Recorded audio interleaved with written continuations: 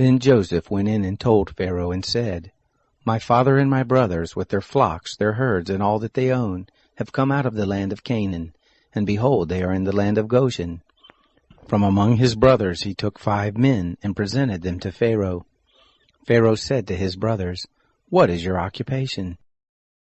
They said to Pharaoh, Your servants are shepherds, both we and our fathers. They said to Pharaoh, We have come to live as foreigners in the land, for there is no pasture for your servants' flocks. For the famine is severe in the land of Canaan.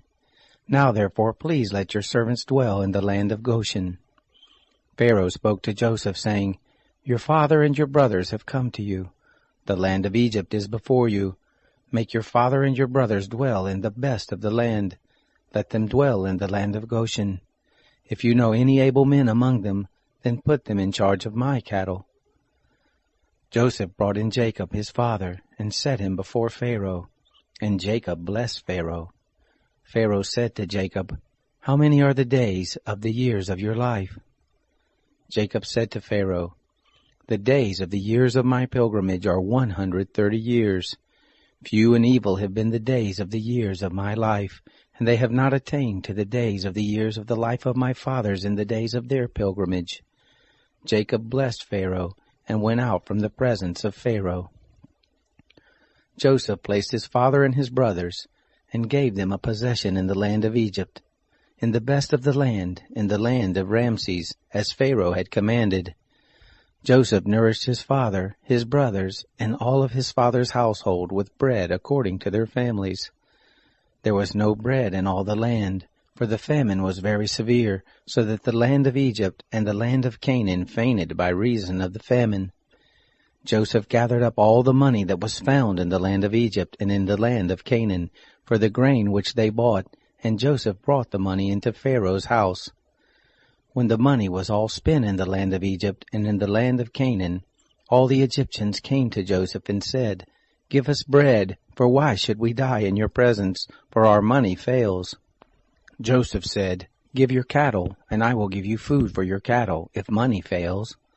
They brought their cattle to Joseph, and Joseph gave them bread in exchange for the horses, and for the flocks, and for the herds, and for the donkeys, and he fed them with bread in exchange for all their cattle for that year.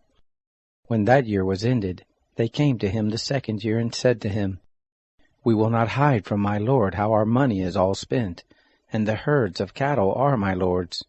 There is nothing left in the sight of my lord but our bodies and our lands. Why should we die before your eyes, both we and our land? Buy us and our land for bread, and we and our land will be servants to Pharaoh. Give us seed that we may live and not die, and that the land won't be desolate. So Joseph bought all the land of Egypt for Pharaoh, for the Egyptians sold every man his field, because the famine was severe on them, and the land became Pharaoh's. As for the people, he moved them to the cities from one end of the border of Egypt even to the other end of it. Only he didn't buy the land of the priest, for the priest had a portion from Pharaoh, and ate their portion which Pharaoh gave them. That is why they didn't sell their land. Then Joseph said to the people, Behold, I have bought you and your land today for Pharaoh. Behold, here is seed for you, and you shall sow the land. It will happen at the harvest, that you shall give 1/5 to Pharaoh, and 4 parts will be your own, for the seed of the field, for your food, for them of your households, and for food for your little ones. They said, You have saved our lives. Let us find favor in the sight of my lord, and we will be Pharaoh's servants. Joseph made it a statute concerning the land of Egypt to this day, that Pharaoh should have the 5th. Only the land of the priest alone didn't become Pharaoh's. Israel lived in the land of Egypt, in the land of Goshen, and they got themselves possessions therein, and were fruitful and multiplied exceedingly. Jacob lived in the land of Egypt 17 years. So the days of Jacob, the years of his life, were 147 years. The time drew near that Israel must die, and he called his son Joseph and said to him, If now I have found favor in your sight, please put your hand under my thigh, and deal kindly and truly with me. Please don't bury me in Egypt, but when I sleep with my fathers, you shall carry me out of Egypt, and bury me in their burying place.